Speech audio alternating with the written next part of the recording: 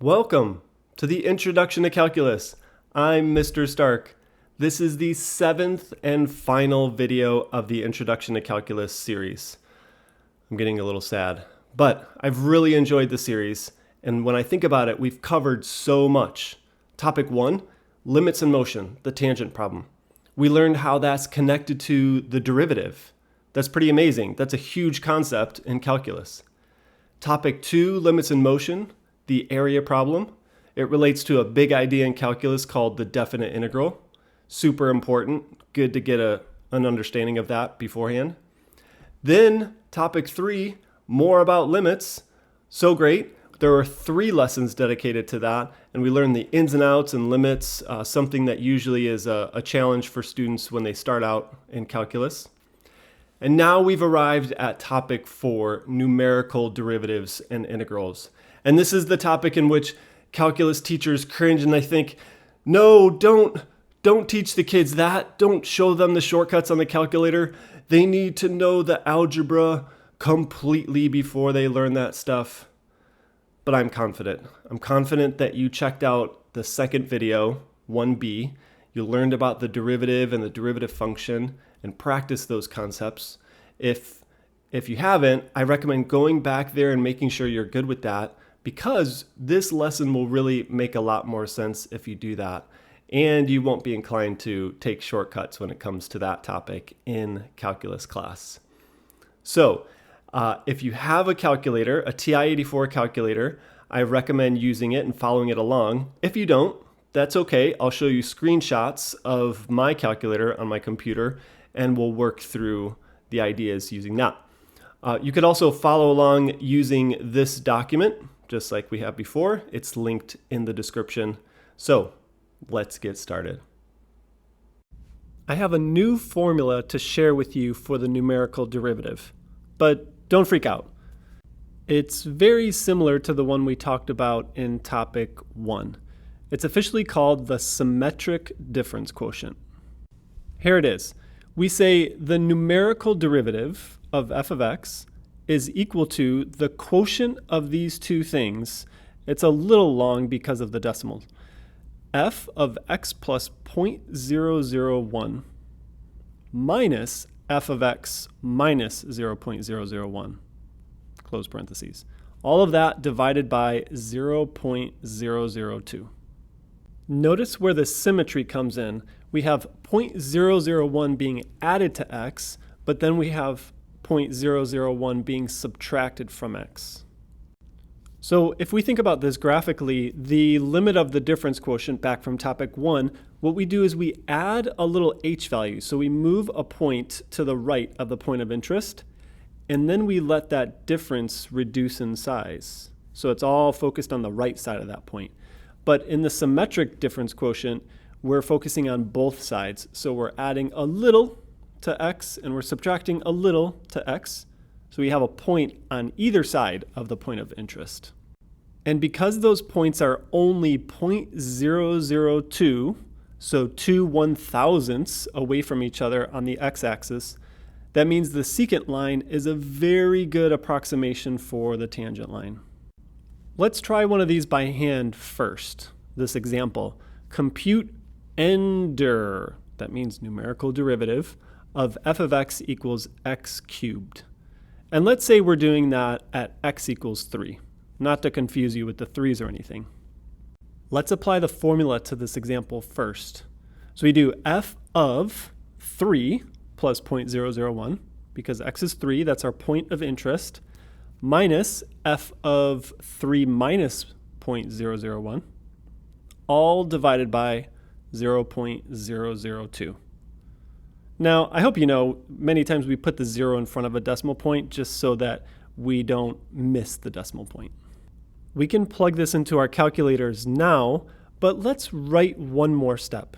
It's this, f of 3.001 minus f of 2.999 divided by 0.002.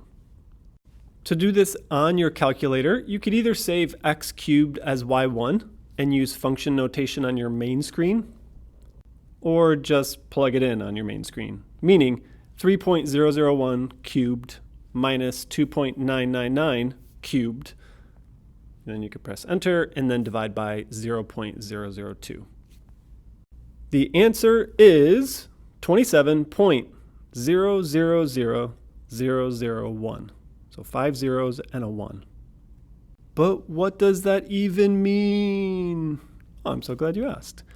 The 27.000001 is the value of the derivative at x equals 3 for x cubed, the function x cubed. But what does that even mean? Oh, I'm so glad you asked. 27.000001 is the slope of the function x cubed at the point x equals 3. X equals 3 is our point of interest. I want to know the slope of the curve at that point, and I've calculated it using the symmetric difference quotient. I'll show you the calculator shortcut for the numerical derivative and the numerical integral in just a moment. But let me first tell you how to find the numerical integral on your calculator. Step 1, enter the function into y equals. Step 2, press Math 9, which is the integral button. The integral symbol with math type should show up on your screen. Side note, if it does not, you should update your operating system. Step 3, fill in the integral. Enter the lower limit, arrow right, enter the upper limit, arrow right. Press alpha trace to call on a function. So alpha trace and then y1 or y2, whatever function you're using. Then arrow right to where the d is, and you just enter x. You type the x variable. And then press enter, and you have the value of the integral. Let's play around with the numerical derivative feature on your calculator. So let's go to y equals and enter x cubed. That's the example we did a moment ago. And let's press zoom 6 just to see the curve. And I see that it is an increasing function from left to right, and it's slopey, and then it kind of pauses for a moment, and then it slopes back up. So let's go back to your main screen, second mode, and press Math 8. So that is nderiv, numerical derivative, Math 8. So that's the first time I told you that. And the way that we enter this information is first just the x variable. And there's more meaning to that later on in a calculus course, but for now, all you need to know is that x is the independent variable. So that's why we're putting it there. And then alpha trace brings you to your functions. We could have just typed x cubed if we wanted to. And then we arrow right. What this vertical bar means, it says after you take the derivative, then plug in this value. It's like function notation. So let's press 3. And what we're expecting is the answer that we did on paper, 27.000001. And that's exactly what we got. So your calculator has that value 0.001 stored into the symmetric difference quotient into that derivative feature. Let's check out another point, and then I want to show you another function. So let's do x equals 4, and here's why. I want to verify that the slope is going up, like it's an increasing slope. So let's see if we get a bigger value. So second enter re-enters that info, and arrow left to 3 and change it to 4. And aha, 48.000001. The slope is increasing like I expected it to. One final thing we could check is just verifying the slope at x equals 0. And I could do that quickly by pressing the up arrow twice. This is just another way to do what I just did. And let's do 0. We should get 0. And that's 1 times 10 to the negative 6, which is basically 0. So remember when I told you about the symmetric difference quotient, the points are 0.002 away from each other, so we should expect to get decimals in some of these answers. Okay, the other function I want to show you is Sine X, super common function in trigonometry and calculus. So let's turn the first function off. I don't want to see it right now. And press zoom, trig. And what I want to show you is I can estimate the derivative at this point, at the origin, on paper, using the numerical derivative and using a graph. So right now what it looks like to me is that this has a slope of 1. And you know, I actually know that already, but it really does look like that, right? 1, 1 if you extended this little line. Well, it's definitely not 0, and it's definitely not really, really big. So let me show you that. So we could take the derivative, math 8, of y2, which is sine, or I could have typed it. And then I'm interested at the point x equals 0. And notice how close that is to 1, 0.9999999. And connecting this back to the limit as x approaches 0 of sine x over x, the reason why that's 1 is because the slope of sine x is 1, and the slope of 1x is 1, and 1 divided by 1 is 1.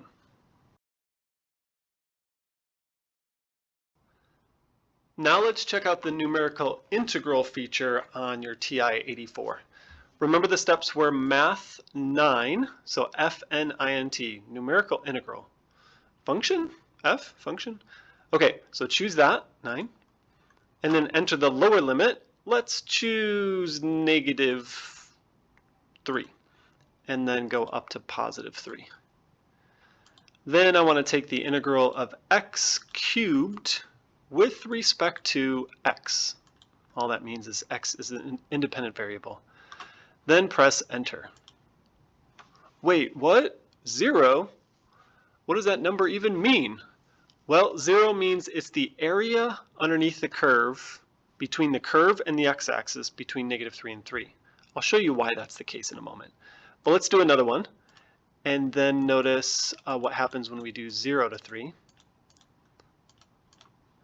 So 0 to 3, and we get an actual value. But what does that mean?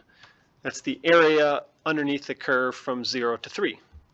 So let me show you what that means visually. So in my y equals, I have x cubed, and then I want to change my window.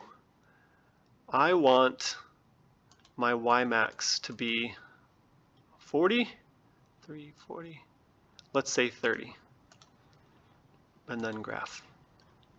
Okay, super. And, oh, sorry, let's go back to window and make it -30 down to the y min. You'll see why. Okay. So the graphical way to do the numerical integral is second trace, and then the 7th option, integral f of x. So let's enter our lower limit. We just did -3 a moment ago, and then type in the upper limit, +3. And then it shows us the area in between the curve and the x-axis. That's super cool. It's a really great way to understand what we did with rectangles a few lessons back. So it says that the integral value is 0 because this is a signed area. It's a negative area, which really never happened before calculus.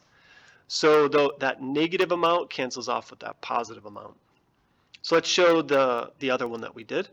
So second trace, 7. And then it says lower limit. I don't need to move the cursor. I just type in 0. And then let's go up to 3. That was the other one that we did.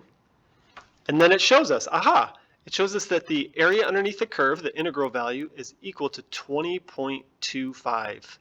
And it's actually showing this left part.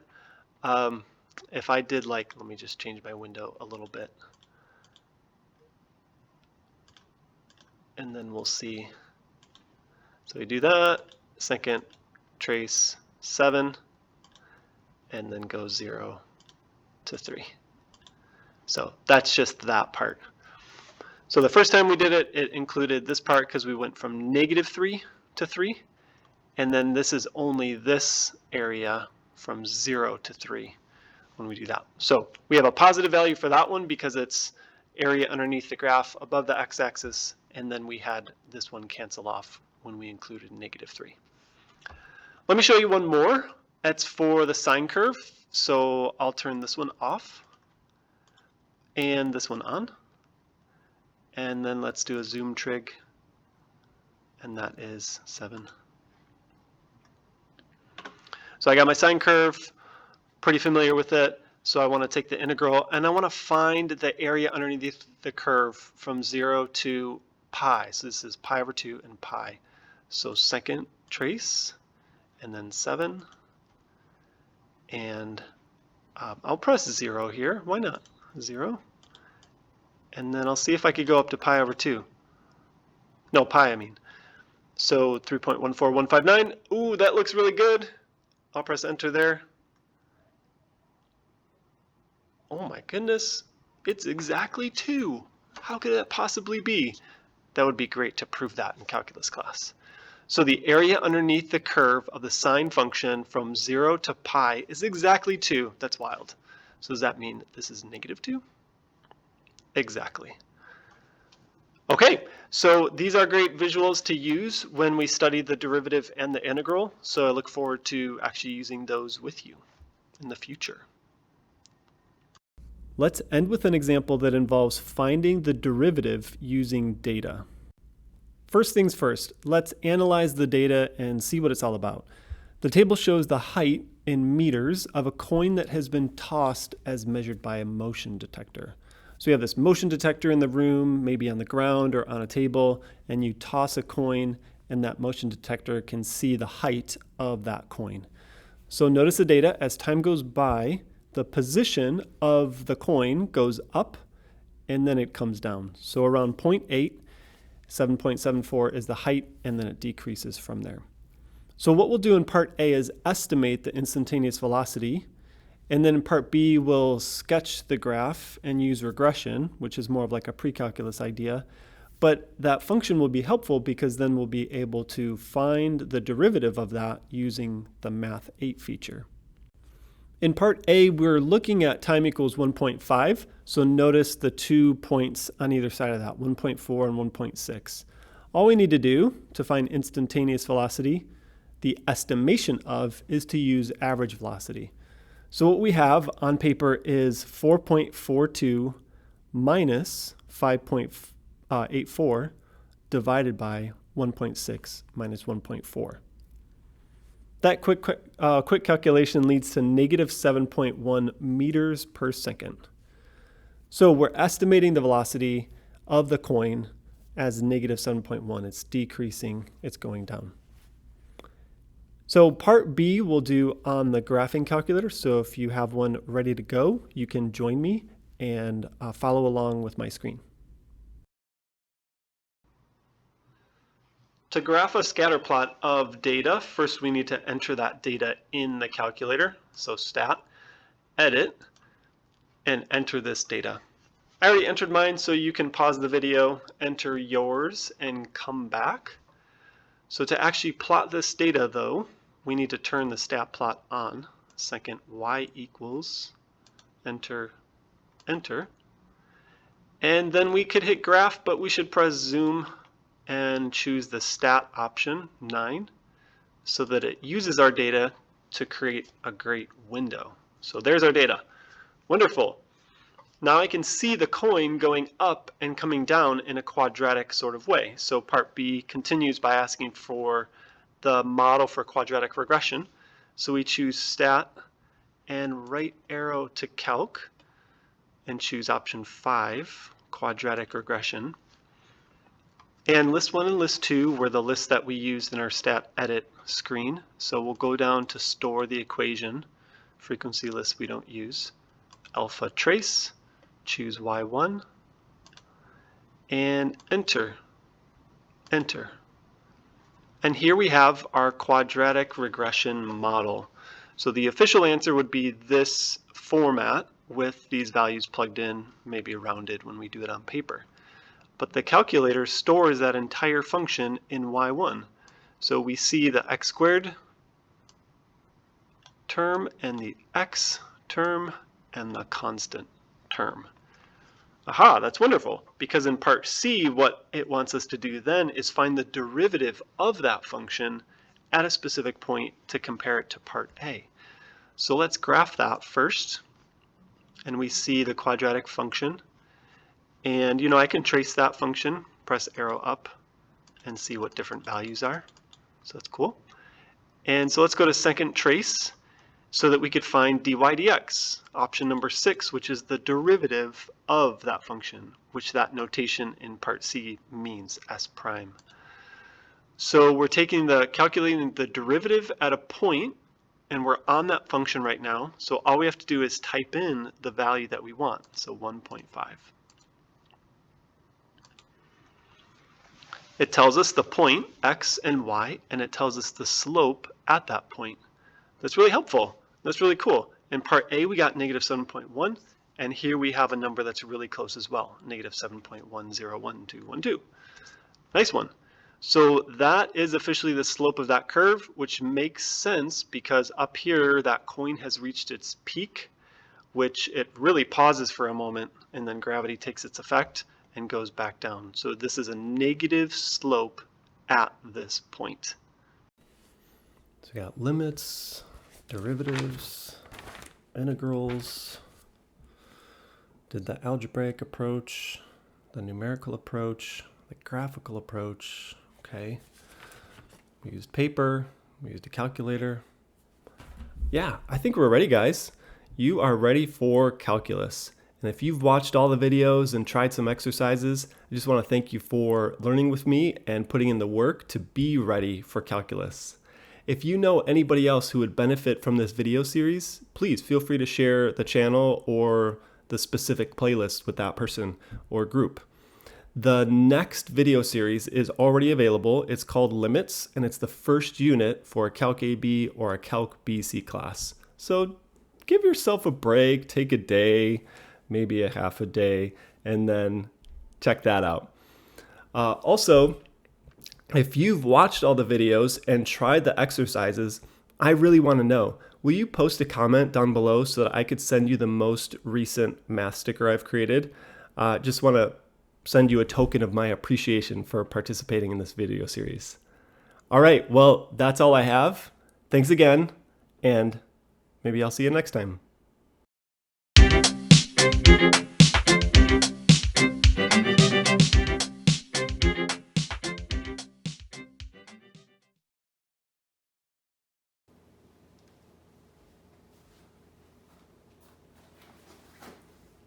You're still here? It's over. The intro to calculus is over. Go do some math.